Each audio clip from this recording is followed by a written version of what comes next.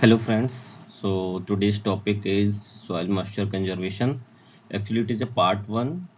In it the series will be covered in two part because topic जो है थोड़ा सा बड़ा है और soil moisture conservation पढ़ने से पहले हम लोगों को soil erosion के बारे में जानना थोड़ा सा जरूरी है। तो चलिए नेक्स्ट आगे बढ़ते हैं। What will be the agenda.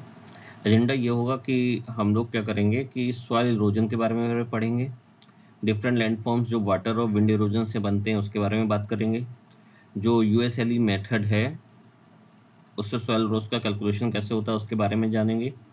Then soil moisture conservation की नीड और सॉइल मॉइस्चर कंजर्वेशन क्या होता है इसके बारे में पढ़ेंगे। कौन कौन से टाइप्स होते हैं सॉइल मॉइस्चर के, क्या क्या मेजर्स हम लोगों को लेने चाहिए इन सिटू एक्स सिटू, उसके बारे में बात करेंगे। प्लस सॉइल मॉइस्चर मेजर कैसे किया जाता है ऑन फील्ड, इसके बारे में बात करेंगे। तो चलिए स्टार्ट करते हैं।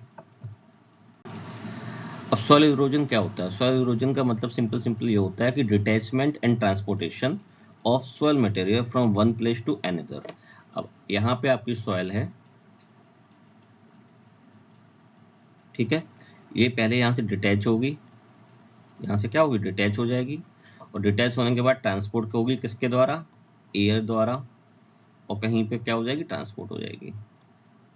ठीक है, एयर से ट्रांसपोर्ट होगी तो लंबी दूरी तक होगी जैसे चाइना में होती है, ठीक है, या फिर आपकी ग्रेट डस्ट वॉल जिसे कहते हैं यूएसए में, वहां पे हो सकती है। ठीक है, ये होगी। अगर आप विंड, अगर आप वाटर से होगी तो वाटर से क्या होगा, आपके अलग अलग लैंडफॉर्म बनेंगे, उसके बारे में बाद में बात करेंगे। ठीक है, ऐसे ही आइस से भी हो सकता है, टाइडल से भी हो सकता है। तो बेसिकली सॉइल इरोजन क्या है कि सॉइल के पार्टिकल्स का उनके रिसोर्स से कहाँ पे पहुंचना, जहाँ पे उसका डेस्टिनेशन है, जहाँ पे भी वो डिपॉजिट हो जाए। तो यहाँ पे क्या होता है, इरोजन होता है, और यहाँ पे क्या होता है, डिपोजिशन होता है, और उसी हिसाब से क्या होते हैं आपके लैंडफॉर्म डेवलप होते हैं। अब ये पूरी जो प्रोसेस है ये किस पे डिपेंड करती है, ये डिपेंड करती है आपकी फैक्टर्स पे। ये चार फैक्टर हैं। चार फैक्टर कौन कौन से फैक्टर हैं, इरोजिविटी, इरोडिबिलिटी, डिटैचेबिलिटी एंड ट्रांसपोर्टेबिलिटी। अब देखिए जो नीचे के दो फैक्टर हैं, डिटैचेबिलिटी और ट्रांसपोर्टेबिलिटी, ये तो आप क्लियर है, समझ गए होंगे, इसमें इतना इशू नहीं है। डिटैचेबिलिटी का मतलब है कि जो सॉइल है उनके पार्टिकल्स के आपस में जो है अटैचमेंट कैसा है। अगर बड़े पार्टिकल होंगे तो वो आराम से डिटैच हो जाएंगे, जो छोटे पार्टिकल्स होंगे जिसमें क्ले कंटेंट ज़्यादा होगा वो डिटैच देर में होंगे। ट्रांसपोर्टेबिलिटी का मतलब क्या होगा, अगर हल्के पार्टिकल होंगे तो वो ज़्यादा दूर तक जाएंगे, जो छोटे पार्टिकल, जो भारी पार्टिकल होंगे वो क्या होंगे, रोल डाउन होंगे, ज़्यादा से ज़्यादा क्या होगा, एक जगह से दूसरी जगह पे जा पाएंगे। तो ये आपका होगा ट्रांसपोर्टेबिलिटी। इन दोनों फैक्टर्स पे डिपेंड करता है आपका। फिर आपका आता है इरोजिविटी और इरोडिबिलिटी। अब देखिए इरोजिविटी का मतलब क्या है, इरोजिविटी जो है आपका, इरोजिविटी डिपेंड करता है कि आपका जो बारिश हो रही है, जो भी आपकी बारिश हो रही है उसकी इंटेंसिटी कैसी है। अगर वो ज़्यादा इंटेंसिटी होगी तो ज़्यादा इरोड करेगी, इरोजन ज़्यादा होगा। कितने टाइम तक हो रही है, ड्यूरेशन, ठीक है, कहाँ पर हो रही है, रीजन। अगर कोई ऐसा रीजन है जहाँ पे स्लोप है तो वहाँ पे इरोजन ज़्यादा होगा। जहाँ पे कवर कम है, फॉरेस्ट कवर कम है, केवल ओपन सरफेस है, वहाँ पर क्या है, ज़्यादा होगा, जैसे बुंदेलखंड का एरिया हुआ। ठीक है, अगर जहाँ पे कवर ग्रास कवर है या फिर ट्री कवर है वहाँ पे क्या होगा, इरोजन कम होगा। तो इरोजिविटी क्या होती है, इरोजिविटी एक्चुअली में डिपेंड करता है, ये क्या बताती है, पोटेंशियल ऑफ या फिर कैपेबिलिटी ऑफ हु, जो रेनफॉल है, रेनफॉल की कैपेबिलिटी क्या है, इरोड करने की पावर क्या है, ये इरोजिबिलिटी हो गया। इरोडिबिलिटी में क्या होता है, इरोडिबिलिटी होती है आपकी, वो सोयल की कैपेबिलिटी बताती है, सोयल, सोयल में कितना रेजिस्टेंस है अगेंस्ट किसके, इरोजन के। तो सोयल, सोयल ये किस पर डिपेंड करेगा, सोयल के टेक्सचर पर डिपेंड करेगा। ठीक है, सोयल के डिपेंड करेगा, सोयल के जो टॉप सोयल है उसमें कितना आपका ट्री कवर है या फॉरेस्ट कवर है, या फिर कितनी अच्छी तरीके से वो आपस में जुड़ी हुई है, प्लस वहाँ पे कैसी फॉर्म प्रैक्टिसेस होती हैं। अगर वहाँ पे फैलो लैंड ज़्यादा होंगे तो टॉप सोइल जो होगी वो ज़्यादा उखड़ी हुई होगी। तो ये डिपेंड करेगा आपका किस पर, इरोडेबिलिटी इन सारे फैक्टर्स पर डिपेंड करेगी। तो ये डिफरेंस हो गया आपका इरोजिविटी पे और इरोडेबिलिटी में क्या फ़र्क हो गया। ठीक है, नेक्स्ट आते हैं आपका। अब देखिए ये सॉइल इरोजन का मैंने डेफिनेशन बताई दी है, फैक्टर्स बताई दिए हैं। कॉजेस क्या होते हैं, डिफॉरेस्टेशन आपको पता ही है, ओवर ग्रेजिंग आपको पता ही है।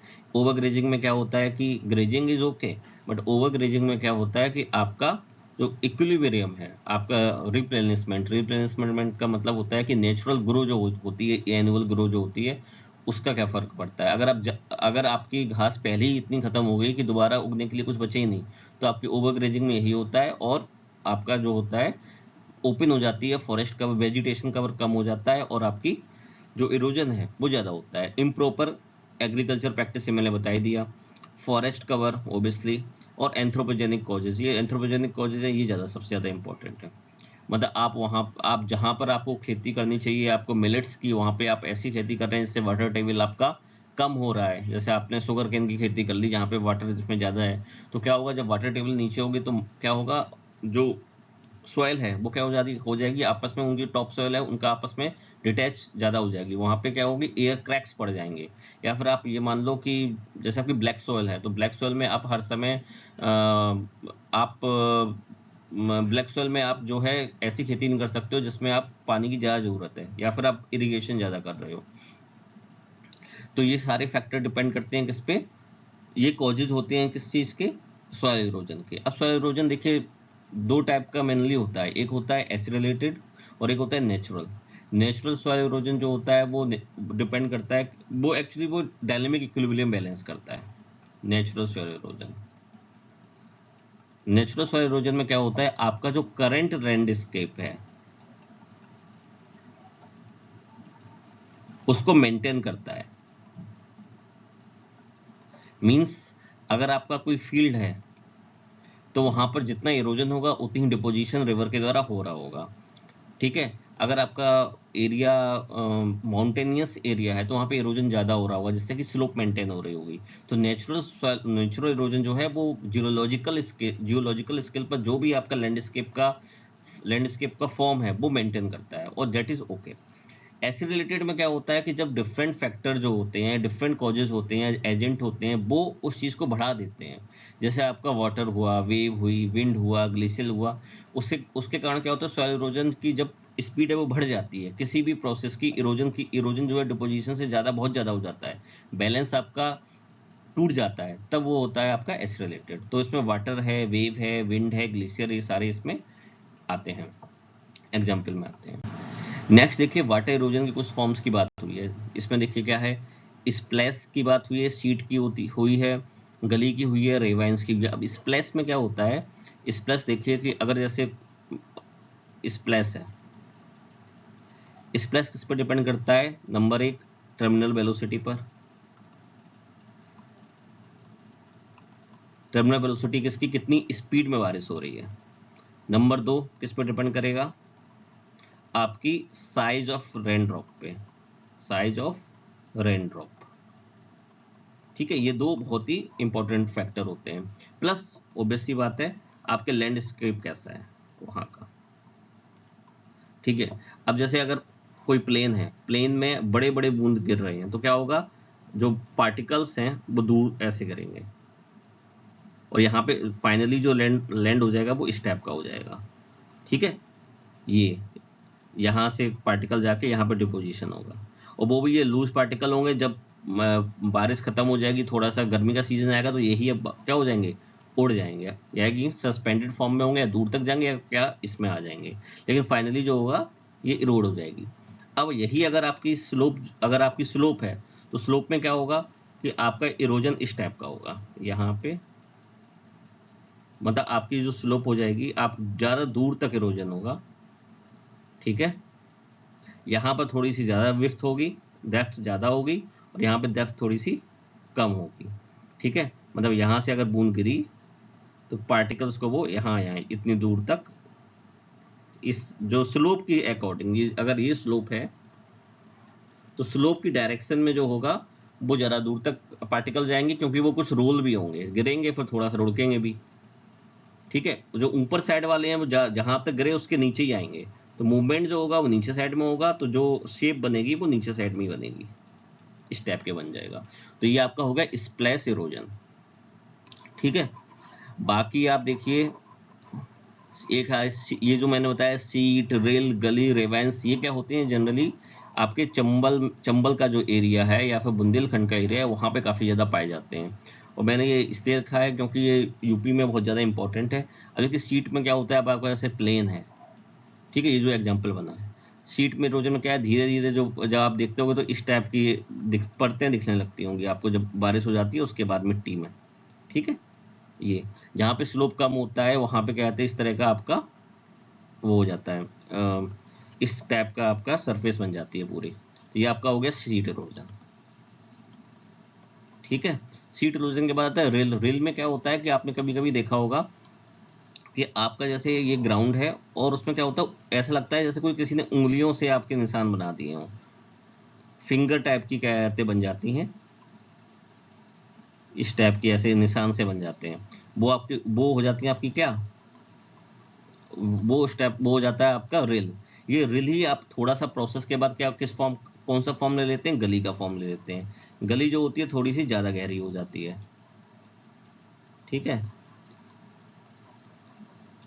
ठीक है। और गली में क्या होता है, रिल और गली में मैंने डिफरेंस क्या होता है कि गली में ना वेजिटेशन होने लगता है, मतलब आपके हल्की फुल्की घासें उगने लगेंगी, मतलब उसमें एक परमानेंसी आ जाती है।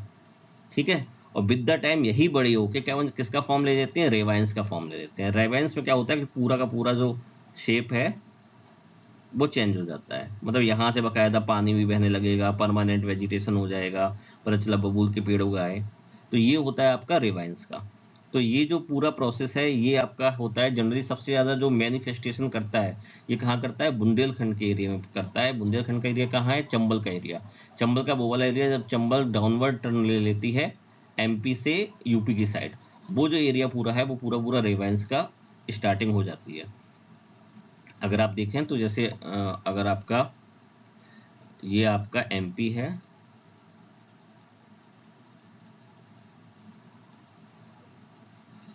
ठीक है, एमपी का मैप में अच्छे से, ये एमपी है। जो जो आपकी चंबल नदी है वो यहाँ से ऐसे निकलती है, ठीक है, और ऐसे करके ये यूपी में आके ऐसे मिल जाती है। तो आपका जो ये वाला एरिया है, ये जो एरिया है मेनली यहाँ पर रेवेंस काफ़ी ज़्यादा होते हैं। और इसमें रेवेंस होते क्या हैं, जो मैंने अभी बताया इस टाइप की, ये जो फोटो है इस टाइप के रेवेंस होते हैं। और इसके साथ की जो रिवर हैं वो सारी क्या कहते हैं, इनके साथ क्या कहते हैं मिलके एक पूरा बना देते हैं। जैसे ये पार्वती रिवर हुई, सिंध रिवर हुई, उसके बाद आपकी ये जो बेतवा है वो भी आगे मिल जाती है, यमुना भी आके मिल जाती है। ठीक है, ये पूरा जो पूरा एरिया बन जाता है, यहाँ पर क्या हो जाता है, यहाँ पे रेवाइंस का पूरा रेवाइंस बन जाते हैं। और इसी को हम लोग हिंदी में क्या बोल देते हैं, बीहड़ बोल देते हैं। क्या बोल देते हैं, बीहड़। ठीक है, या फिर इसे कह लो आप रेवेंस। ये आपके हो गए वाटर इरोजन का। नेक्स्ट आइएगा।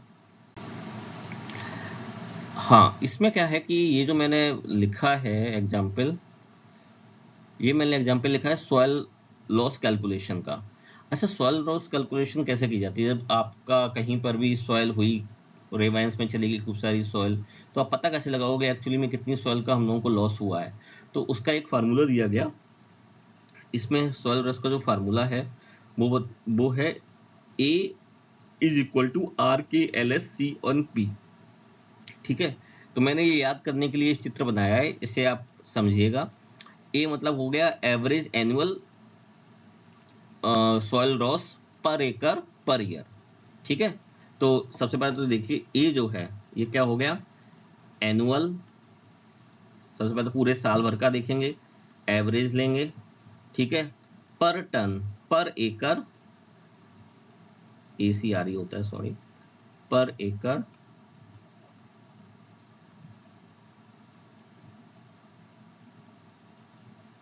टन, टनेज में इसकी क्या यूनिट होगी, एंड ये हो गया पर एकड़ पर टन एंड पर ईयर। ठीक है, ये एवरेज एनुअली लॉस है पूरा, ये इसका ए हो गया। इसको कैलकुलेट कैसे करेंगे, सबसे पहले इसमें आता है आर। आर का मतलब होता है रेनफॉल रन ऑफ इरोजिविटी फैक्टर, ये जो लिखा है ये लिखा है। इसका मतलब क्या है आपका कि जैसे आपका बादल है, ठीक है, ये आपका बादल हो गया। ठीक है, ये आपका बादल हो गया। इससे जो रेनफॉल हो रही है वो कितनी हो रही है और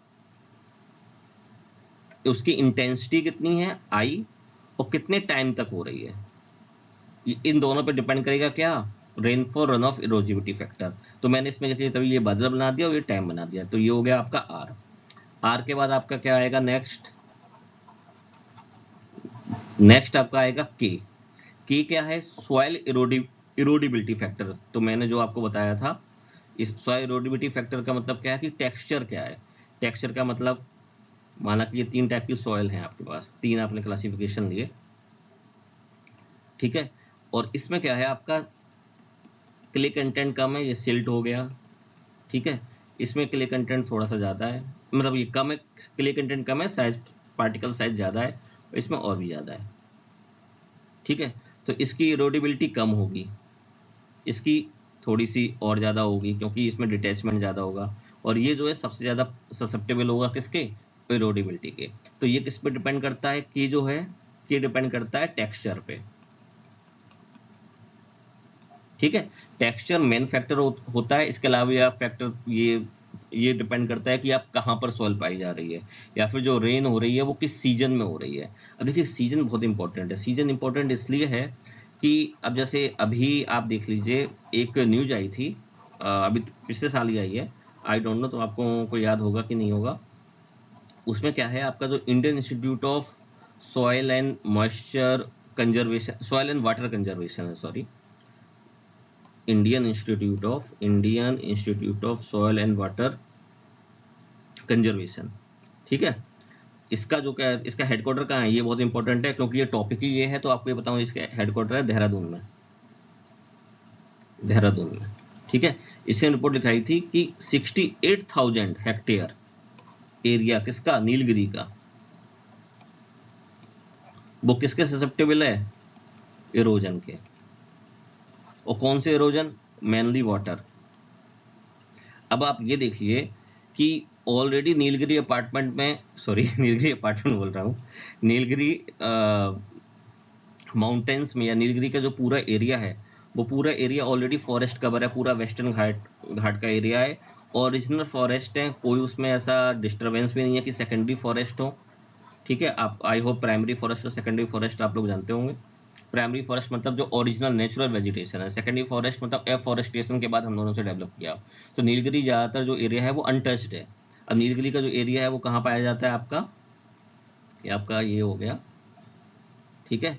नीलगिरी का जो एरिया है वो आपका ये एरिया, मान लो ये एरिया नीलगिरी का है, ठीक है। इस एरिया में किस चीज़ की दिक्कत है, बारिश तो वैसे भी होती थी, तो अब ऐसा क्या हो गया कि एकदम से इन्होंने कहा नंबर 1 किस चीज़ के कारण, इरेटिक रेनफॉल। इरेटिक रेनफॉल का मतलब क्या हुआ, बे टाइम बारिश हो रही है, बेमौसम बरसात जिसे कहते हैं, वो काफ़ी ज़्यादा हो रही है। इसके कारण क्या हो रहा है कि आपकी जो प्रैक्टिसेस हैं, मतलब क्रॉप प्रैक्टिसेस हुई, या फिर आपका जो नेचुरल वेजिटेशन है वो कॉप अप नहीं कर पा रहा, ठीक है। तो इसके कारण क्या है, इरोजन ज़्यादा हो रहा है। इरोजन के कारण एक चीज़ और हो रही है, सेकेंडरी इम्पैक्ट क्या है कि वहाँ पे ज़्यादातर जो रिवर हैं वो पेरिनीडल तो ज़्यादातर होती नहीं है, वहाँ पे जो रिवर होती है बरसात के पानी से ही भरती हैं। लेकिन इरोजन ज़्यादा होता है तो उसमें क्या होता है, सिल्टेशन हो जाता है। जब किसी रिवर में सिल्टेशन हो जाएगा तो उसका सबसे ज़्यादा इम्पैक्ट क्या होगा, उसका इम्पैक्ट होगा, उसकी कैरिंग कैपेसिटी कम हो जाती है। क्या कम हो जाती है, कैरिंग कैपेसिटी। कैरिंग कैपेसिटी का मतलब क्या हुआ, फ्लड आने के चांसेस बढ़ जाते हैं, ठीक है। क्योंकि पूरे में सिल्टी बढ़ जाएगी, पूरे में मिट्टी भर जाएगी, तो पानी जो है उसमें कम आ पाएगा, पूरे में भर जाएगा। तो ये इंपॉर्टेंट है किसके लिए, ये मैंने टेक्सचर, इसमें देखो टेक्सचर का यूज़ नहीं है, इसमें डिपेंड है वो चीज़ हो कहाँ रही है। ये भी चीज़ें फैक्टर काउंट आउट, मतलब आप लोग अकाउंट में लाई जाती है। सेकेंडरी फैक्टर होते हैं कि कहीं कहीं ये डोमिनेंट कर जाते हैं, प्रोमिनेंस में आ जाते हैं, ठीक है।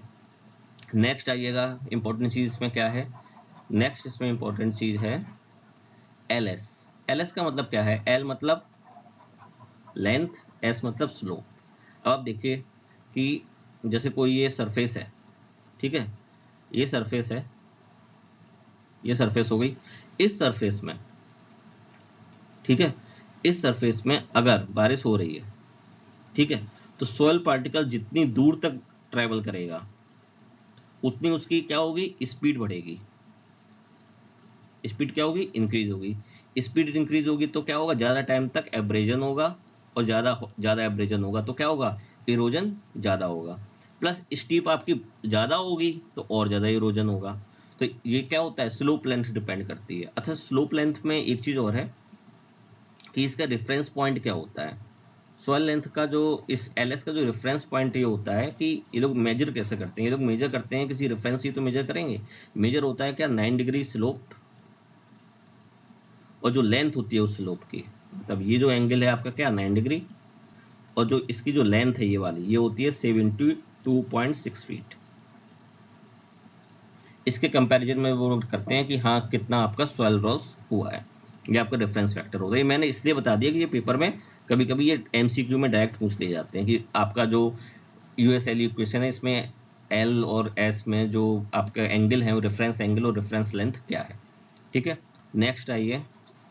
नेक्स्ट आपका आ गया सी हो गया आपका cover management factor. Cover management factor मैंने आपको बता ही दिया है कि अब जैसे अगर आपकी ये स्लोप है, ठीक है, ये आपका स्लोप है, ठीक है।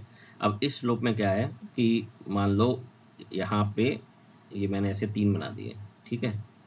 इसमें मैं क्या करूँगा, यहाँ पे आपके, यहाँ पे मान लो कि पेड़ कम लगे हैं, 2 पेड़ लगे हैं।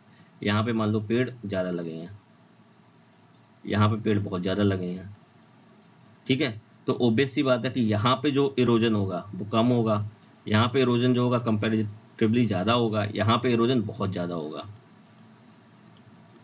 ठीक है। तो ये होता है आपका किसका, कवर मैनेजमेंट पे, कि अगर आपका ग्रास कवर ज़्यादा है, आपका ट्री कवर ज़्यादा है, आपका वेजिटेशन ज़्यादा है, ग्रेजिंग कंट्रोल में है, तो वहाँ पर क्या होगा, आपका सॉइल लॉस कम होगा, ठीक है।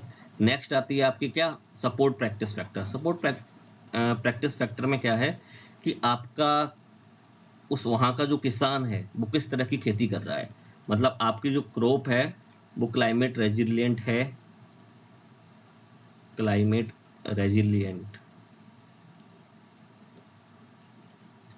रेजिलिएंट है कि नहीं है। अब जैसे मैंने नीलगिरी का जो अपार्टमेंट, नीलगिरी का जो मैंने आपको एग्जांपल दिया था उसमें आईसीआर ने क्या बोला, आईसीआर ने बोला कि एक तो आप क्या करो, आप करो कंटूर फार्मिंग करो, क्या करो, कंटूर फार्मिंग करो, ठीक है। आप टिलेज करो, ठीक है। आप जो आपकी बेंच टेरेसिंग होती है वो करिएगा।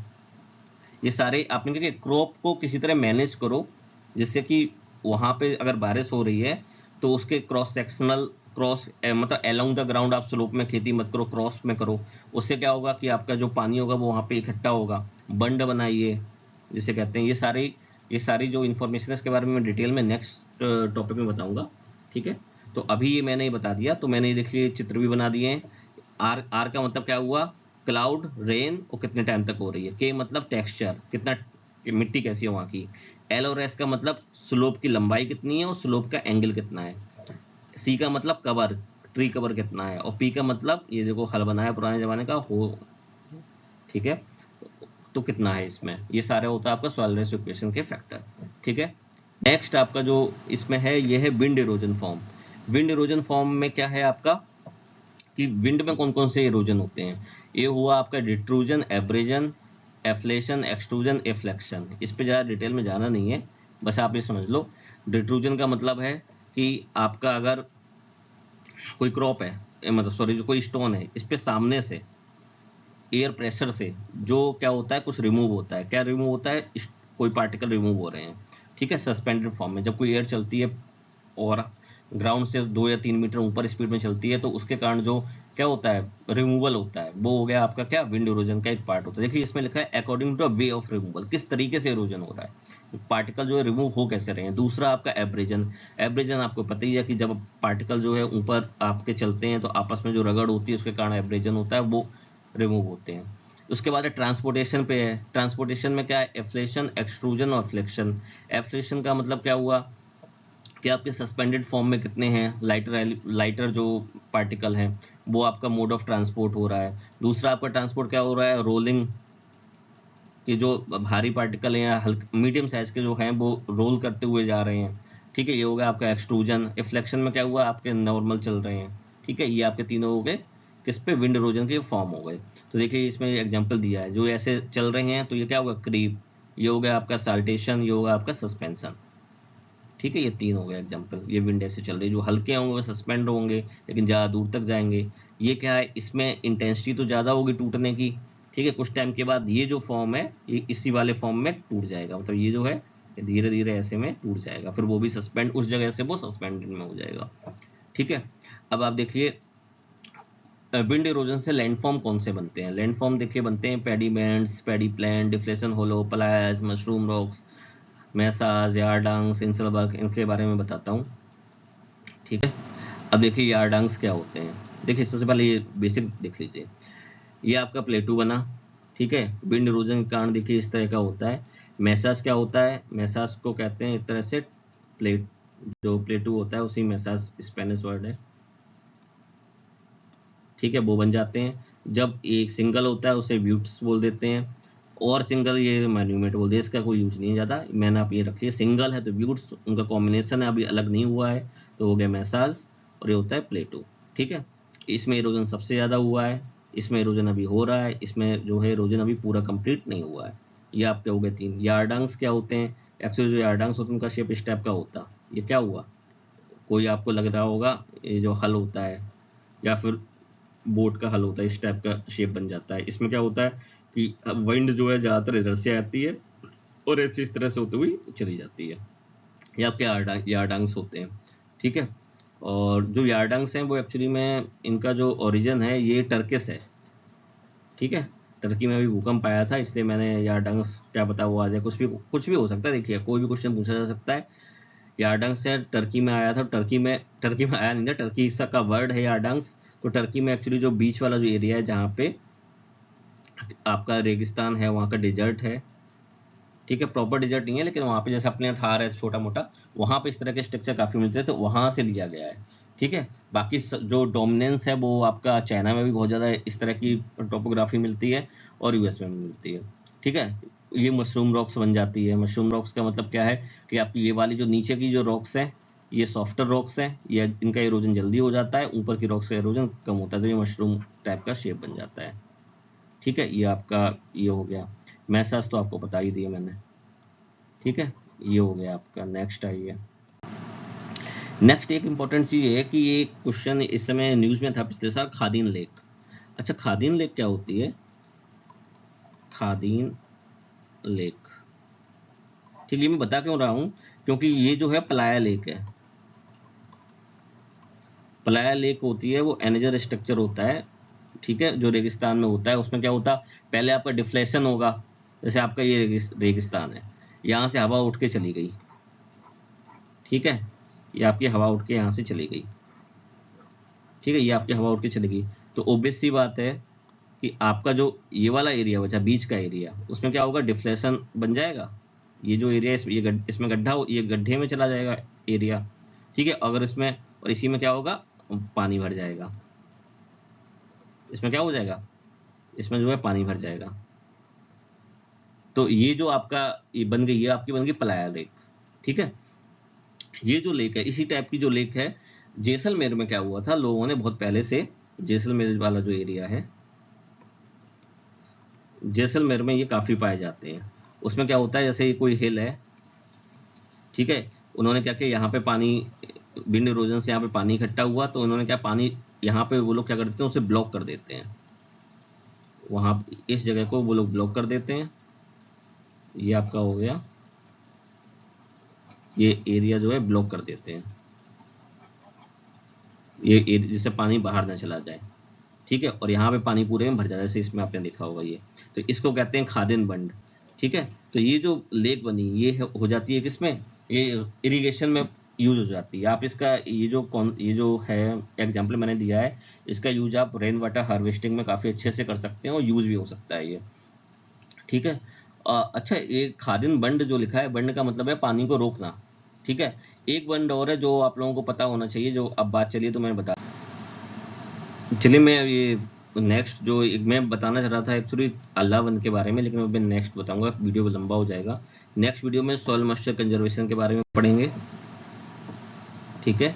तो थैंक यू, आप वीडियो देखते रहिएगा, धन्यवाद।